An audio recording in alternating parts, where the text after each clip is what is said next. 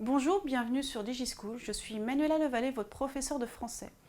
Aujourd'hui, nous allons voir la leçon relative à l'analyse de la phrase, en particulier la proposition circonstancielle de condition.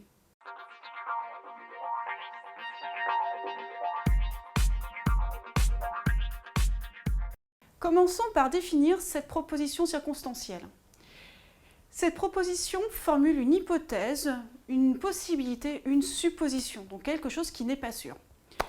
Elle est souvent introduite par si.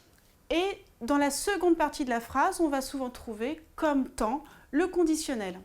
Par exemple, si j'arrivais à finir mes devoirs, je pourrais aller jouer. On a bien l'emploi du si et on a bien l'emploi du conditionnel dans la deuxième partie de la phrase. On a d'autres constructions possibles. Au cas où, on est bien sur une condition. À moins d'avoir, on est de nouveau sur une condition. Pour introduire une proposition subordonnée de condition, nous avons plusieurs conjonctions possibles. Si, à condition que, pourvu que, à supposer que, à moins que, au cas où, etc. Attention, quand on utilise une proposition subordonnée de condition, il faut faire très attention à l'emploi des temps. Par exemple, si j'ai de l'argent, je partirai en vacances.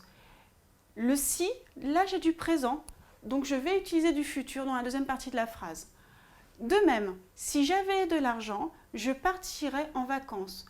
Si, j'exprime ensuite du passé, donc là dans la deuxième partie de phrase, j'utiliserai du conditionnel présent.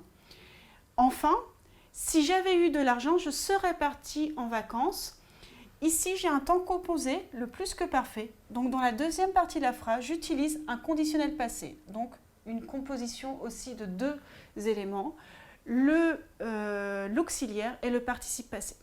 Ainsi, quand on utilise une proposition subordonnée de condition, il faut faire très attention à l'emploi des temps, et en particulier le conditionnel.